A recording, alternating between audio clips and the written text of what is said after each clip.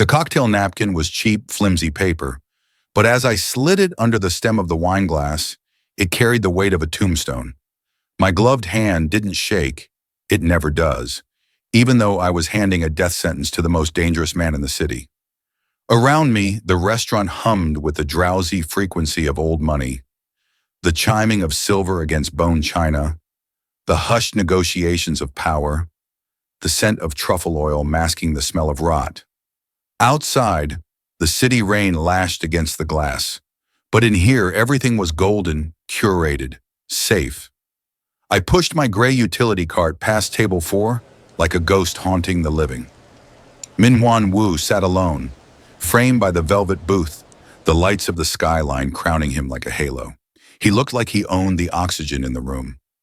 Razor-sharp jaw, a bespoke suit that cost more than my life insurance, and a posture that screamed invincibility. His eyes were fixed on the menu, bored, waiting for a future that had already been canceled. Standing in the entryway, 2 men in dark coats checked their watches, perfectly synchronized. They looked like loyal protection. They weren't. 15 minutes ago, I'd watched the transaction that sold his life. The security control room at the Sapphire Tower wasn't just an office.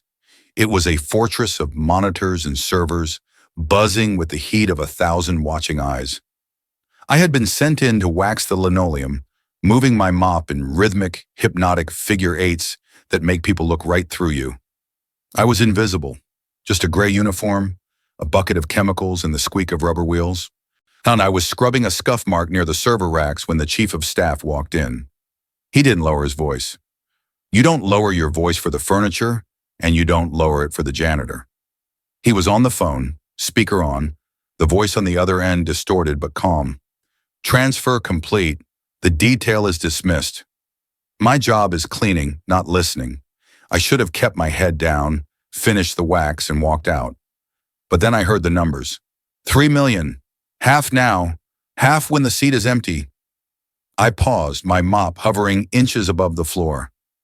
I knew that voice. It was the shift commander. And I knew the schedule. Minhwan Wu was dining at 8 p.m. The back door was programmed to unlock at 8:15 p.m.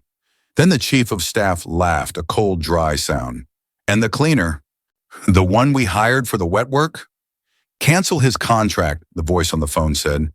We don't need to pay a premium for a pro when his own guards will let us in for free. Burn the invoice. The mop handle tightened in my grip. They weren't just killing the boss. They were stiffing me on my fee. I looked at the clock on the wall. 7:55 p.m. Minhwan Wu was about to die. But nobody cancels my invoice and lives to brag about it. I reached into my pocket, found a Sharpie, and grabbed a napkin. Before we begin, don't forget to like this video, hit subscribe, and comment where you're watching from. Minhwan Wu stared at the napkin as if it were a dead insect I just plated for his dinner. His initial reaction wasn't fear, it was indignation. The furrow of his brow, the slight curl of his lip. He was offended that a piece of cheap, weak, porous paper had invaded his private atmosphere. He didn't understand yet. He thought this was a prank, or perhaps an insolent plea for money.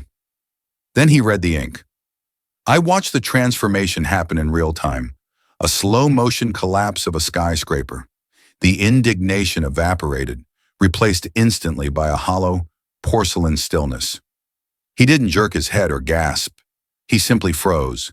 His eyes flicked up, bypassing me entirely, darting toward the main entrance where his head of security, a man named Kane, had been standing 4 minutes ago. The post was empty. Minhwan turned his head 3 degrees to the left, checking the service alcove near the kitchen. Empty. The invisible shield of wealth he wore like armor had just dissolved, leaving him naked in a room full of knives. He looked back at the napkin, then slowly, terrifyingly slowly, he looked up at me. He was searching for reassurance. He wanted to see a trembling servant, a good Samaritan, terrified by what he had just done. Instead, he found me leaning against the cart, checking the scratched face of my field watch. I wasn't trembling. I was annoyed. I tapped the glass of the watch face with a gloved finger, a sharp tick-tick that cut through the ambient jazz. Time is money and you are wasting both. Minwan's jaw tightened. He looked past my shoulder to the frosted glass doors of the entrance. The shadows of the two men outside had stopped moving. They weren't pacing anymore. They were reaching into their jackets, adjusting the weight of something heavy near their ribs. The silence in the room stretched thin, vibrating with the tension of a violin string seconds before it snaps. I saw the calculation firing behind his eyes. It was a binary choice, brutal and simple. He could stay in the booth, cling to the illusion of his power, and die with a mouthful of Pinot Noir. Or he could stand up, ruin his dignity, and follow the janitor into the filth. I didn't wait for him to ask. I just gripped the handle of the utility cart and jerked my head toward the swinging kitchen doors. A single, sharp motion. Now. Minwan exhaled, a shaky breath that fogged the air between us. He placed his napkin on the table, covering the message, and stood up. His legs were stiff, but he moved. He was no longer the boss. He was cargo. The glass doors at the entrance didn't shatter. They slid open with a polite pneumatic hiss. The violence that followed was quieter than the dinner conversation. Her two muted thwips buried themselves in the upholstery of the booth where Minwan had been sitting 3 seconds ago. Feathers from the cushions exploded into the air, floating down like dirty snow. Minwan froze, staring at the destruction of his seat. He looked like a deer staring at headlights waiting to be roadkill. "Don't look," I hissed. I kicked the release lever on my yellow mop bucket. It tipped over with a wet slap, sending 2 gallons of industrial-strength bleach and floor stripper cascading across the plush carpet. The chemical stench hit the air instantly, a stinging, acrid wall meant to water eyes and burn throats. It wasn't a smoke grenade, but in a room built for tasting wine, it was enough of a shock to make the gunman flinch. I didn't wait to see them cough. I grabbed the back of Minwan's $3,000 jacket and shoved him toward the swinging metal doors. We burst into the kitchen, trading the hushed luxury of the dining room for a chaotic inferno of steam, shouting and clattering pans. The air here was thick with the smell of seared scallops and reduction sauces. A line cook screamed at us, dropping a ladle, but we were already moving past the pass. "Keep moving!" I shouted over the roar of the exhaust hoods. Minwan tried to run, but the environment turned against him. His Ferragamo loafers were engineered for marble lobbies and boardroom carpets, not quarry tiles slick with spilled duck fat and dishwater. He took 2 steps, his feet went out from under him, and he hit the floor hard. He scrambled on his hands and knees covered in grease, looking less like a king and more like a frightened animal. Behind us, the swinging doors flew open. One of the gunmen had pushed through the chemical haze. He was fast, professional. He raised his suppressed pistol, ignoring the screaming chefs, aiming directly at Minwan's back. I was standing next to the fry station. I didn't have a gun, but I had leverage. I grabbed the handle of the deep fryer basket, lifting it from the bubbling vat. A curtain of 375-degree oil rained down as I swung the metal basket in a vicious, backhanded arc. The hot oil hit the gunman first. He didn't scream. He gasped, a horrible, sucked-in breath as the heat seared his face. His aim faltered. A split second later, the heavy steel mesh of the basket connected with his wrist with a sickening crunch. The pistol clattered across the tiles, each sliding under a prep table. I didn't finish him off. I didn't have time. I dropped the basket and hauled Minwan up by his collar, dragging him toward the loading dock before the second shooter could breach the door. "Walk later," I said, shoving him forward. "Run now!" The heavy steel door slammed behind us, cutting off the kitchen's roar, but trading it for the biting chill of the alley. The loading dock was a concrete throat, choked with wet pallets and the idling engine of a delivery truck. Rain lashed down in sheets, mixing with the grease already smeared on Minwan's jacket. I dragged him to the edge of the platform, scanning the perimeter. At the far end of the alley, a pair of headlights swept across the brickwork. They were blocking the exit. We were boxed in. "Move!" I commanded, pulling him toward the only blind spot left. A rusted 4-yard commercial waste bin huddled against the wall. I threw the plastic lid open. The smell hit us instantly, a thick physical wall of rotting seafood, sour wine, and wet cardboard. It was the smell of the restaurant's sins, stripped of the truffle oil and candlelight. Minwan balked. He planted his feet on the wet concrete, staring into the dark, churning maw of the dumpster. For a second, the fear in his eyes was replaced by sheer aristocratic revulsion. He looked down at his Tom Ford trousers, then back at the garbage. "No!" he wheezed, shaking his head. I cannot go in there." He still thought he had a vote. He still thought his dignity was a currency that had value in the street. "They are at the end of the alley," I said, my voice flat. You can smell like garbage, or you can smell like a corpse. Pick one."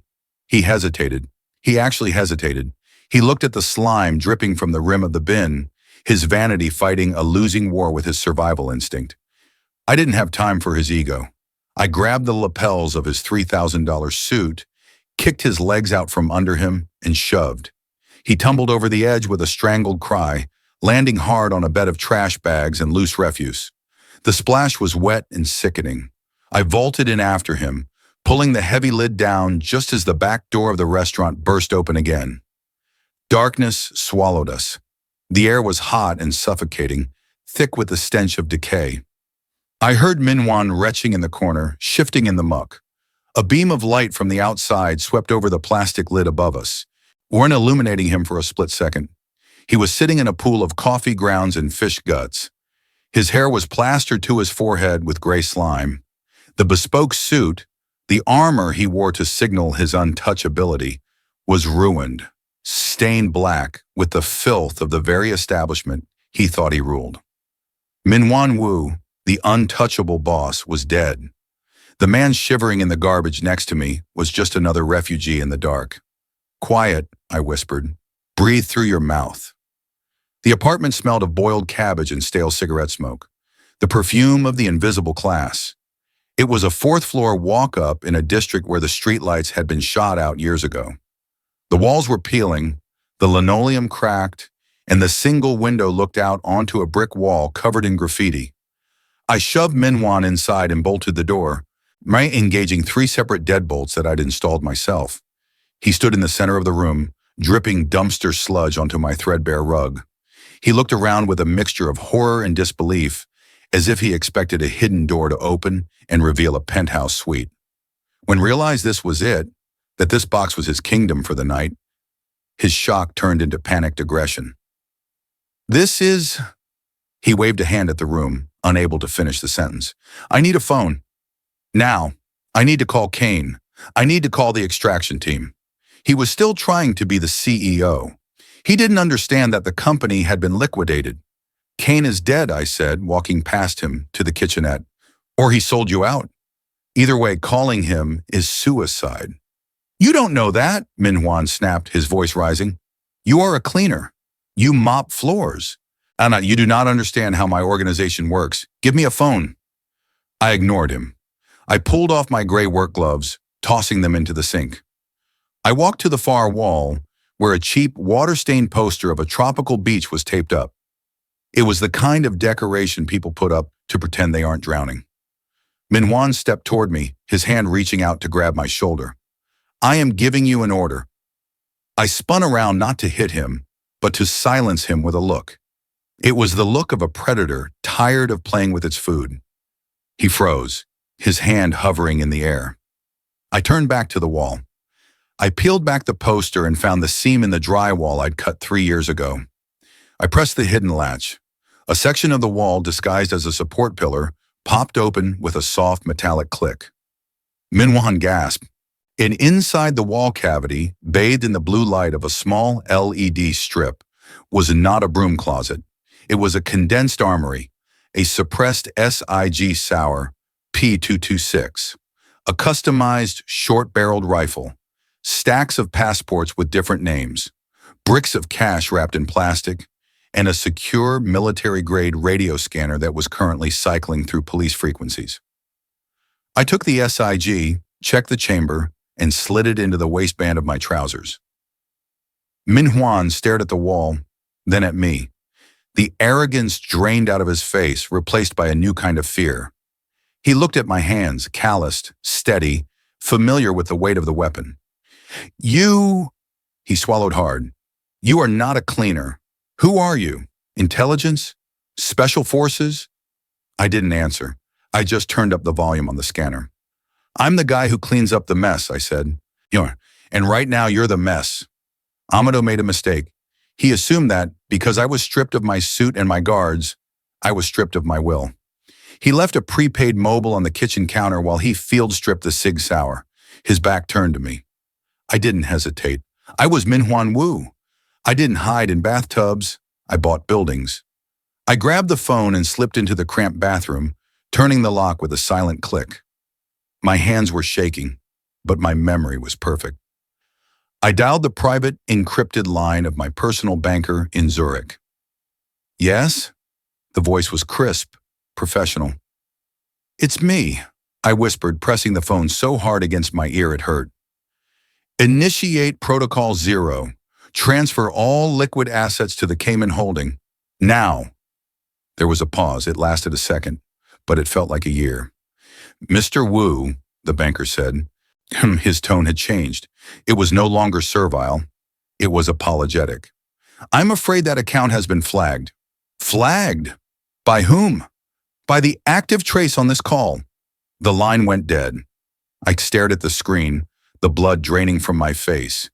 Before I could drop the phone, the bathroom door exploded inward. Amado stood in the frame. He didn't look like a janitor anymore. He looked like a demon. He slapped the phone out of my hand with enough force to crack the screen, then stomped on it, shattering the casing into plastic confetti. You arrogant son of a bitch, he hissed. You didn't just call a bank. You lit a flare. I needed my money, I shouted back, my fear turning into defensive anger. I can buy us out of... The first bullet cut off my sentence. It punched through the exterior wall, the plaster and the shower curtain, and embedding itself in the tile inches from my head. It wasn't a handgun round. It was high-velocity rifle fire. Down! Amado tackled me, throwing us both into the cast-iron bathtub just as the world disintegrated. The apartment was strafed. A relentless, rhythmic thunder of automatic fire chewed through the brickwork like a chainsaw through rotten wood. The window shattered. The hidden armory in the wall was shredded, sending splinters of drywall and sparks raining down on us. The noise was a physical weight, crushing the air out of my lungs. They weren't trying to enter. They were trying to erase the room from the building's floor plan. For 20 seconds, we were buried in dust and noise. Then, silence. I lay curled in the fetal position, covered in white dust, my ears ringing. I looked up at Amado. I expected to see fear. I expected to see the panic of a man who realizes he is trapped. Instead, I saw pure, molten hatred. Amado wiped a streak of blood from a cut on his cheek. He looked at the ruined apartment, then down at me. His eyes were cold, dead things. If the sweeper doesn't kill you in the next minute, he whispered, pulling the slide on his pistol, I might do it for free. The apartment didn't exist anymore. It was just a cloud of pulverized plaster and the smell of cordite. Amado didn't help me up. He grabbed the back of my belt and hauled me over the ruins of the bathtub like a sack of laundry. Move, he coughed, the sound wet and angry. We scrambled into the hallway. The lights were blown out, leaving us in a strobe-lit nightmare of muzzle flashes from the stairwell. The sweeper was suppressing the corridor, turning the drywall into confetti. I froze. My legs, usually so steady in the boardroom, felt like water. I was a man who commanded armies of lawyers, not bullets. Amado didn't hesitate. He kicked open the door to the janitorial closet across the hall, shoved me inside, and locked it. It was a dead end. I spun around, panic clawing at my throat. You trapped us, I screamed, grabbing his arm. There's no exit. Amado ignored me. He holstered his weapon and gripped the industrial utility sink bolted to the wall. With a grunt of primal exertion, he wrenched it sideways. The pipes groaned, then sheared off. The sink swung away on a hidden hinge, revealing a narrow, grease-slicked maintenance chute. Down, he ordered. It's a trash chute, I stammered, looking at the black void. It's a laundry drop, he corrected. I'd go. The door behind us splintered. The sweeper was here. I hesitated. It was the hesitation of a man who still thought his life had dignity. Amado didn't shove me this time. He tackled me. We tumbled into the darkness together, sliding down 3 stories of galvanized steel, landing hard on a pile of mildewed linens in the basement laundry room. I scrambled to my feet, gasping for air, brushing the filth from my ruined shirt. My adrenaline spiked into rage. "You threw me down a chute! I am Minhwan Wu! I am the head of the syndicate! You work for—" Crack. The world went white, then red. I hit the concrete floor before I realized he had hit me. My jaw throbbed with a dull, sickening heat. I looked up, dazed, tasting copper. Amado stood over me, the heavy steel slide of his pistol still raised. He wasn't breathing hard. He looked bored. "Now you were the head of the syndicate," he said, his voice terrifyingly calm. "Now you are a breathing bag of money. That is the only reason you are not dead." He crouched down, bringing his face inches from mine. I saw the cold calculation in his eyes. There was no deference left. The hierarchy had inverted completely. "You are an asset," he growled, the barrel of the gun tapping my temple. "Stop acting like a liability. If you make another sound, if you touch another phone, if you hesitate one more time, I will liquidate the asset." He stood up and checked the magazine of his pistol. "Get up," the warden said. I got up. The rain had stopped, leaving the city slick with oil and reflection, a dark mirror of the world I used to own. We walked in silence through the warehouse district, sticking to the shadows like cockroaches. Hey, my jaw still throbbed where Amado had struck me, a dull, pulsing reminder of my new place in the food chain. We needed cash. The credit cards were dead, the bank accounts frozen, and my face was plastered on every digital billboard in the city as a fugitive embezzler. My only asset was on my left hand, a heavy platinum signet ring with the Wu family crest, encrusted with 3 carats of flawless diamonds. It was worth $40,000. It was my father's. It was the only thing I had left of my name. Amado stopped in front of a pawn shop that looked more like a prison cell. Iron bars on the windows, a flickering neon sign that buzzed like an angry insect, and a security door that required a buzzer to enter. "Inside," he said, not looking at me. "Get 5 grand. Don't negotiate. Just take it." I walked in. The air smelled of stale tobacco and desperation. Behind the bulletproof glass sat a man who looked like he had been carved out of old leather. He didn't look up from his magazine. I placed the ring on the rotating metal tray. The platinum clinked heavily against the steel. "I need 20,000, I said, my voice steady, trying to summon the ghost of the boardroom. "It is a custom piece. The stones alone are worth—" The broker spun the tray, picked up the ring with a greasy hand, and screwed a jeweler's loop into his eye. He looked at it for 3 seconds. 500, he grunted, tossing it back. 500, I laughed, a sharp, incredulous sound. "Do you know who I am? I am Minhwan Wu. This is the crest of the Wu Syndicate. This ring commands respect in every city from Seoul to—" The broker looked up. He didn't blink. And he just laughed. It wasn't a nervous laugh. It was the laugh of a man watching a clown perform a trick. "Woo!" he wheezed, revealing yellow teeth. "Buddy, I don't care if you're the Pope. In here, you're just another junkie with a shiny rock. 500. Take it or get out." I stared at him.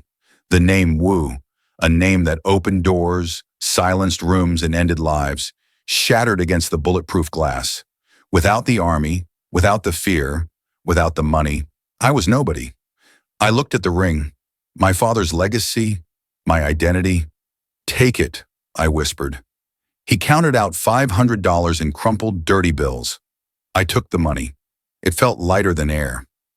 I walked out into the cold, the coins of my ego jingling in my pocket. Amado didn't ask what happened. He just took the cash and kept walking. Turn of the tunnels beneath the city didn't smell like waste. They smelled like time, damp, heavy, and forgotten. We sat on a concrete ledge overlooking a sluggish stream of black water, the only light coming from the bioluminescent glow of Amado's tactical watch. I shivered, wrapping my ruined jacket tighter around my chest. The adrenaline of the pawn shop had faded, leaving a cold, hollow ache in my bones. I looked at Amado. He was cleaning the Sig Sauer again, his movements precise, mechanical, almost religious. He treated the weapon with more respect than he had treated me. Why? I asked. My voice echoed in the darkness, sounding small. Amado didn't look up. He slid the barrel back into the slide with a metallic clack. Why what? Why save me? I gestured to the filth around us. You saw the news. My accounts are frozen. Washi, my reputation is ash. The chief of staff has the entire syndicate payroll behind him. You could have walked away in the restaurant. You could have left me in the dumpster. Why drag a corpse through the sewers? I expected him to ask for money. I expected him to demand a future favor. Instead, Amado stopped cleaning. He looked at me, his eyes reflecting the faint green light of his watch. For the first time, the mask of the janitor slipped, revealing something harder underneath. I hate sloppy management, he said. The words hung in the damp air. The chief of staff thinks power is just noise, Amado continued, his voice low and cold.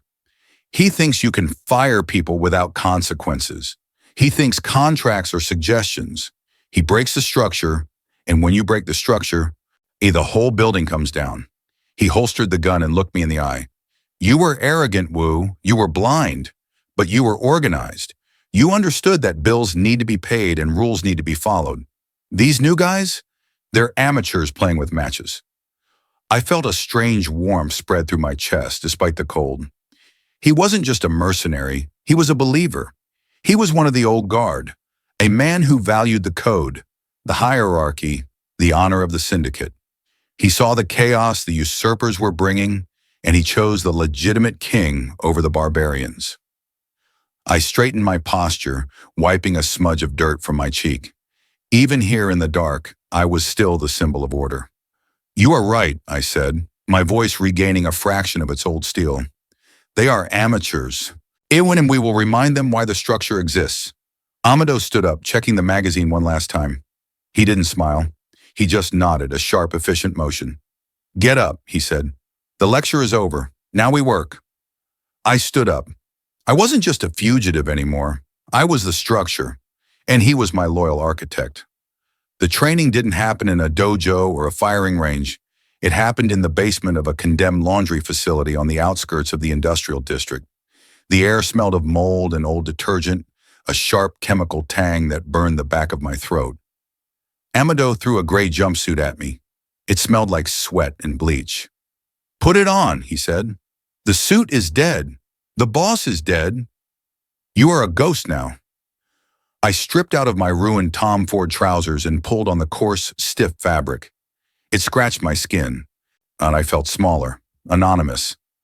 First lesson, Amado said, pointing to a row of industrial chemical drums. Chemistry is leverage. You don't need C4 to clear a room. You need a bucket. He grabbed a bottle of ammonia and a jug of bleach. He held them up like religious artifacts. Mix these wrong, you die, he said, his voice flat. Mix them right, and you create chloramine gas. It burns the eyes, the lungs, the skin. It causes panic. Panic is cover. I watched him pour precise measurements into a plastic bucket. He moved with the grace of a bartender mixing a deadly cocktail. I tried it next. My hands shook. I spilled a drop. Again, he snapped. Respect the ingredients. We spent 4 hours mixing household poisons. I learned how to turn drain cleaner into a primitive explosive. As I learned how to create a smokescreen using sugar and potassium nitrate from garden fertilizer. Then came the locks. Amado tossed me a set of tension wrenches made from filed down windshield wiper blades. A lock is just a conversation, he said, demonstrating on a practice padlock. You ask nicely with the tension, and you listen for the answer with the pick. My fingers were clumsy at first. I was used to key cards and biometric scanners, but slowly I learned the language of tumblers and springs. Click, click, click. The shackle popped open. It was the most satisfying sound I had heard in days. Finally, the hardest lesson, invisibility. Amado took me to a busy subway station during rush hour. He handed me a mop and bucket. Clean the floor, he ordered. If anyone looks at your face for more than 2 seconds, you fail. I started mopping. I felt ridiculous. I felt exposed. People walked around me, annoyed, glancing at the man blocking their path. Shoulders down, Amado hissed in my ear. Don't make eye contact. Don't apologize. You are furniture. You are a traffic cone. I adjusted my posture. I slumped. I focused entirely on the rhythmic swish-swish of the mop. I stopped thinking about who I was. I became the task. And then it happened. A woman in a business suit walked right toward me. She didn't look at my face. She looked at the wet floor sign. She sidestepped me without breaking her stride, her eyes glazing over me as if I didn't exist. I was invisible. You have 10 minutes, Amado said, idling the stolen van a block away from the spotless industrial laundry facility. If you are not back in 11, I leave. If you get caught, I leave. He didn't offer a gun. He handed me a spray bottle of industrial degreaser and a rag. Bring the gala security passes. They are in the shift supervisor's glass booth on the sorting floor. I stepped out into the cold night air. My heart wasn't hammering like it had in the restaurant. It was a cold, steady rhythm. I adjusted my gray jumpsuit, zipped it to the chin, and walked toward the loading bay. The facility was a humid cavern of roaring machinery. Conveyor belts whipped overhead carrying plastic-wrapped uniforms, and massive steam presses hissed like angry dragons. The air tasted of starch and ozone. I kept my head down, shoulders slumped, moving with the heavy, tired gait of a man paid minimum wage to be invisible. I navigated the maze of laundry carts, my eyes scanning for the supervisor's booth. There it was, an elevated glass box overlooking the floor. 2 lanyards with holographic chips hung on a hook by the door. I started up the metal stairs. I was halfway to the top when the door swung open. The supervisor, a thick-necked man with a clipboard, stepped out. He looked right at me. He stopped. "Hey!" he barked over the noise of the extractors. "Who are you? You're not on the night rotation." The old Min Huan Wu would have frozen. The old Min Huan Wu would have tried to bribe him or threaten him with a name that no longer carried weight. The new Min Huan Wu didn't hesitate. I stumbled forward, deliberately catching my toe on the top step. I flailed, squeezing the trigger of the spray bottle as I fell. A jet of blue degreaser hit the supervisor's pristine white shirt. "You idiot!" he shouted, jumping back. I dropped to my knees instantly. I didn't look at his face. I looked at the stain. "I am so sorry, boss. The floor, it is slick. I am sorry." I started scrubbing his shirt with the rag, frantic, pathetic, invading his personal space with the desperation of a man afraid of losing his job. "Get off me!" He shoved me away, disgusted. "Go clean up the spill on aisle 4 before I write you up." He stormed past me down the stairs, heading for the bathroom to salvage his shirt. He didn't look back. He didn't care about my face. He only cared about the stain. I stood up. I was alone at the top of the stairs. The booth was empty. I walked in, grabbed the 2 lanyards, and clipped them under my collar. I grabbed a trash bag from the corner to look busy and walked back down the stairs, right past the other workers. No one looked at me. I was just another screw in the machine. When I climbed back into the van, I tossed the badges onto the dashboard. Amado picked them up. He checked the holograms.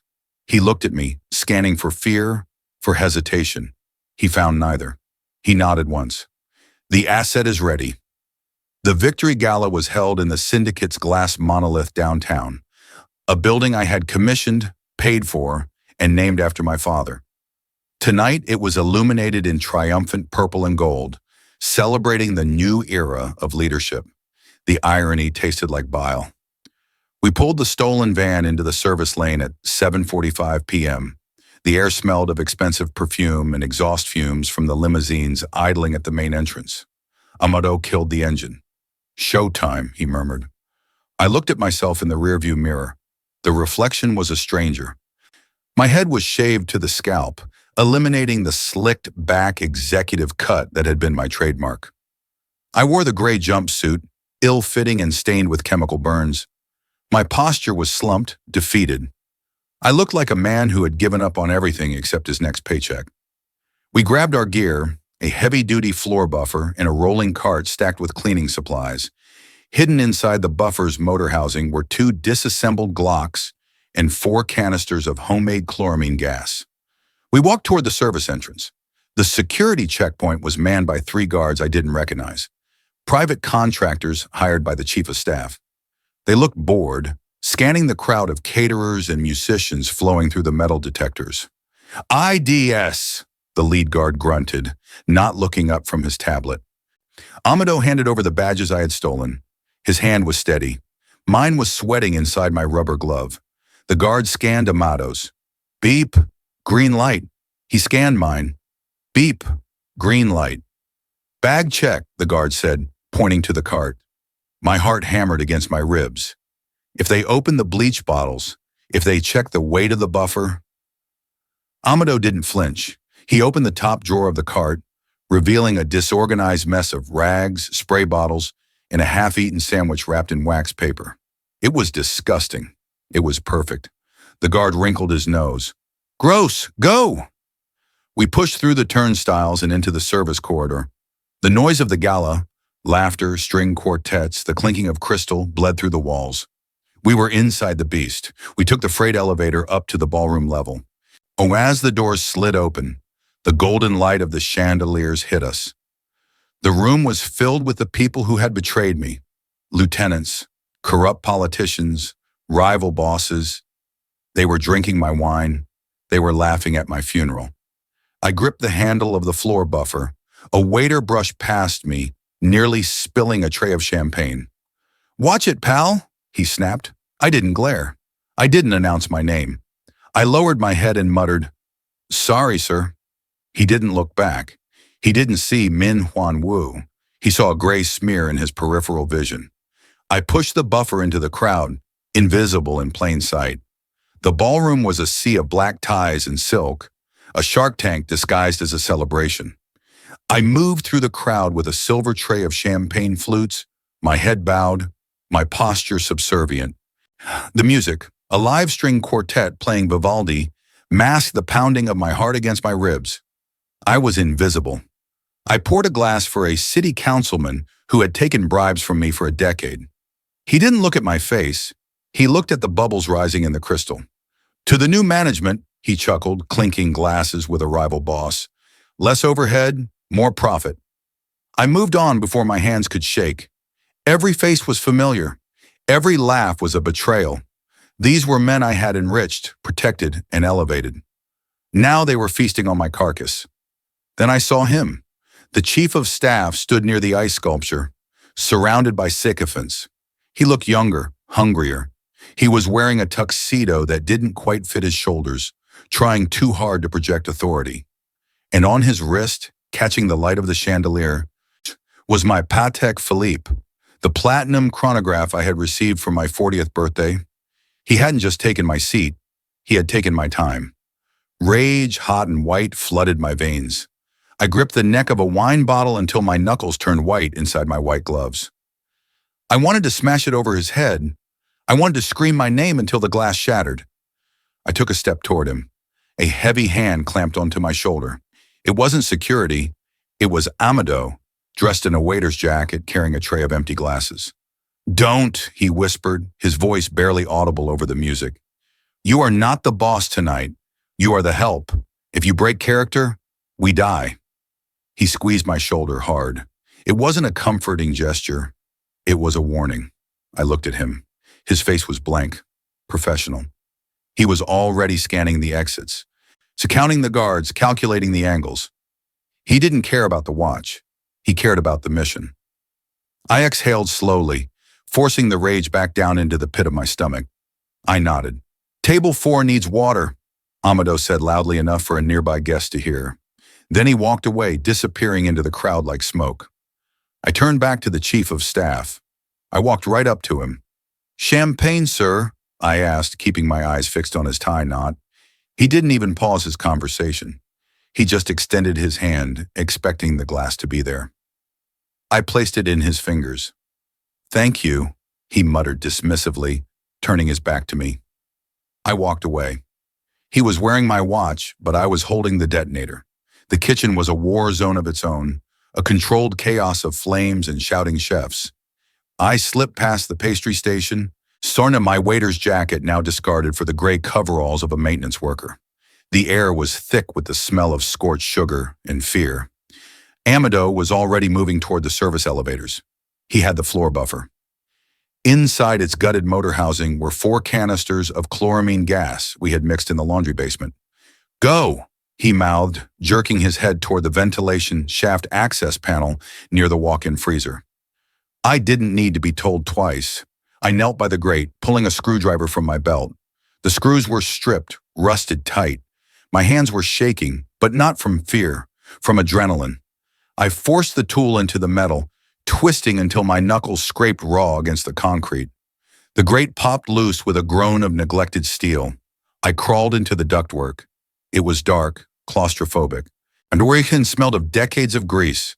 The sound of the gala above me was muffled now, a dull roar like distant ocean waves. I dragged myself forward on my elbows, the metal biting into my skin, until I reached the main intake fan for the ballroom. Below me, through the slats of the vent, I could see the tops of heads, the slicked hair of traitors, the jeweled combs of their wives. They were eating my food, drinking my wine, celebrating my erasure. I pulled the first canister from my belt. It was a simple plastic jug, innocent enough to pass a casual inspection, but deadly when activated. I set the timer, a cheap kitchen egg timer taped to a solenoid valve. Tick, tick, tick, 5 minutes. I moved to the second vent, then the third. I was planting seeds of panic in the ceiling of my own monument. Meanwhile, Amato was down below. I couldn't see him, but I knew what he was doing. He would be jamming the fire exit bars with industrial epoxy.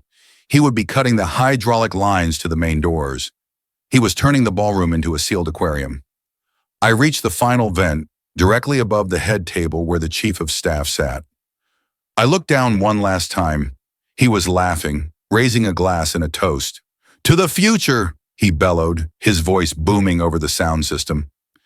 I set the last timer. "To the past," I whispered. I crawled back toward the kitchen, leaving the ticking ghost behind me. The trap was set. Now we just had to close the door. We burst through the double doors of the service corridor, aiming for the east exit, but ran straight into a wall of black suits. Laser sights dazzled my eyes, a chaotic web of red dots dancing across my chest and forehead. There were 6 of them, heavy security, holding submachine guns, their faces masked by tactical visors. We were outgunned. We were dead. I reached for the small pistol tucked in my waistband, a reflex born of desperation. "Don't!" a voice hissed in my ear. Before I could draw, a hand clamped onto my wrist, twisting it with agonizing precision. My arm was wrenched behind my back, forcing me to my knees. I gasped, the air leaving my lungs, and felt the cold, unforgiving circle of a gun barrel press against my temple. It wasn't one of the guards holding me. It was Amado. The world tilted on its axis. The man who had pulled me from the dumpster, who had taught me to breathe in the dark, was now using my skull as a shield. "Hold fire!" Amado screamed, his voice cracking with a terrifyingly convincing panic. "I have the package. I secured the target. Don't shoot!" I froze. My brain couldn't process the data. The sewer, the training, the partnership. It was all a lie? A long con to deliver me wrapped in a bow? "Amato?" I choked out, the betrayal tasting like ash in my mouth. "Shut up," he growled, jamming the muzzle harder into my skin. He kicked the back of my knees, forcing me prone on the carpet. He looked up at the wall of guns, raising his free hand in surrender. "I'm bringing him in. Check the bounty. I want the reward." The wall of guards parted. Walking through the gap, holding a glass of vintage champagne, was the chief of staff. He looked annoyed at the commotion until he saw me on the floor. Then a slow, predatory smile spread across his face. He swirled the wine in his glass, enjoying the tableau, the fallen king and the treacherous servant. He walked over, his Italian leather shoes stopping inches from my nose. He looked down at me with pity, then up at Amado. "I knew you were smart," the chief said, taking a sip of the wine I had paid for. He chuckled, a sound that vibrated with victory. "Good work, cleaner." Amado didn't flinch. He kept the gun pressed to my head, his eyes locked on the chief. "I don't work for praise. I work for the wire transfer." I closed my eyes. I had learned to be invisible, but I had forgotten the first rule of the jungle. The invisible things are the ones that kill you. The carpet smelled of dust and expensive cologne. I stared at the polished tips of the chief of staff's shoes, my heart hammering a frantic, broken rhythm against my ribs. And I had survived the dumpster, the sewer, and the hunger, only to be sold out for a bounty in a hallway. I knew you were smart, the chief said, his voice dripping with the sticky sweetness of victory. He looked at Amado, swirling the champagne in his glass. Most rats would have run. You brought the cheese right to the trap. Amado didn't lower the gun from my temple. His hand was rock steady. The transfer, he said. His voice was devoid of the panic he had feigned seconds ago. It was flat, cold, and transactional. The chief chuckled, glancing at his elite guard. Right, the reward. You want the 100 grand? I want the original fee, Amado corrected. 3 million. Half up front, half on completion, plus interest for the delay. I froze. Original fee. The chief stopped swirling his wine. His smile faltered, then returned. Sharper this time. We canceled that contract, remember? We decided to handle it internally. You're not the ghost anymore, my friend. You're just a janitor with a stolen badge. He took a step closer, his arrogance making him careless. You don't get to negotiate. You hand him over, and maybe I let you walk out of here alive. That's your payment. Amado sighed. It was a long, weary sound, the sound of a contractor dealing with a difficult client who refuses to read the fine print. I don't work on spec, he said. The chief opened his mouth to laugh again. Crack. The sound wasn't loud. It was a dry, popping noise, like a whip cracking. A neat red hole appeared in the center of the chief of staff's forehead. His laugh died in his throat, replaced by a wet gurgle. He stood there for a second, his brain failing to process the termination of his employment, before he collapsed backward, the champagne glass shattering on the floor. Chaos erupted, but it was slow chaos compared to Amado. Before the chief's body hit the ground, Amado had already released me and pivoted. He didn't fire wildly. He moved with a terrifying, robotic economy of motion. Crack, crack. The guard on the left dropped, clutching his throat. Crack. The guard on the right spun around, his submachine gun clattering uselessly against the wall. I scrambled backward on my hands and knees, covering my head as the hallway turned into a slaughterhouse. Amado moved through the smoke and noise like a wraith. He didn't waste bullets. He didn't seek cover. He simply identified threats and removed them. It wasn't combat, it was cleaning. He was scrubbing a stain from the fabric of the world. In 4 seconds, it was over. 6 men lay dead on the plush runner. The chief of staff lay in the center, his eyes wide open, staring at the ceiling he thought he owned.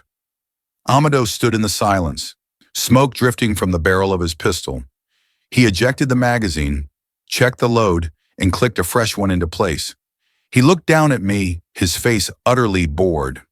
Get up, he said. We still have to invoice the finance department. The silence in the corridor was heavier than the gunfire. It pressed against my eardrums, ringing with the phantom echoes of the shots that had just ended the coup. Smoke drifted lazily toward the ceiling, swirling around the crystal chandeliers like ghosts leaving the party. I looked at the chief of staff. He was staring at the ceiling with a permanent, surprised expression, a neat hole in the center of his forehead. The man who had stolen my empire, worn my watch, and ordered my death was now just debris on the carpet. I looked up at Amado. He was holstering his weapon with a smooth, practiced motion. He didn't look like a hero.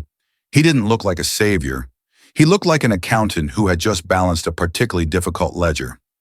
He stepped over the body of the chief, careful not to scuff his boots, and picked up the champagne glass the dead man had dropped. It was unbroken. Wasteful, Amado muttered, placing it on a side table. The pieces slammed together in my mind. The skills, the coldness, the utter lack of fear in the face of death. He hadn't learned those things mopping floors. You, I whispered, my voice trembling. You weren't just a cleaner. You were the hitman. Amado looked at me. His eyes were devoid of warmth. I was the primary contractor. The chief hired me 3 weeks ago. Standard liquidation contract. Half up front, half on delivery. Then why? I gestured to the bodies of the men he had just slaughtered, his employers. Why am I still breathing? Why did you burn down the city to save me? Amado sighed, the sound of a man exhausted by incompetence. Because on Tuesday he called to cancel. He said he found a cheaper option, your own security team. He tried to claw back the deposit. He leaned in close, his voice dropping to a whisper that chilled me more than the winter wind outside. I don't do refunds, Mr. Wu, and I don't let clients breach contract. When he decided to stiff me on the kill fee, you stopped being the target. What, you became the collateral. I stared at him. I wasn't alive because of loyalty. I wasn't alive because of destiny. I was alive because a middle manager had tried to save $3 million on a budget line item. It was just business, I said, the realization settling in my gut like a stone. Amado shrugged. It's always just business. 3 weeks later, the Gilded Lotus was quiet. The blood had been scrubbed from the carpets, the bullet holes patched and painted over with gold leaf. The restaurant hummed with the same drowsy frequency of old money, crystal against porcelain, the murmur of deals being struck in the dark. I sat at table 1. The tablecloth was pristine white. My suit was new, a bespoke charcoal wool from Savile Row, and my Patek Philippe was back on my wrist. To the casual observer, Nam Minwan Wu was exactly where he had been before the napkin slid across the table, untouchable, wealthy, and bored. But I wasn't bored, I was terrified. My eyes flicked to the entrance every 4 seconds. I checked the reflection in the window glass. I watched the waiter's hands checking for weapons, for notes, for anything that didn't belong. The illusion of safety was gone. I knew now that the walls of the castle were made of paper. At 8:15 p.m., a figure detached itself from the shadows near the kitchen. Amado didn't wear a waiter's uniform this time. He wore a simple black jacket and jeans.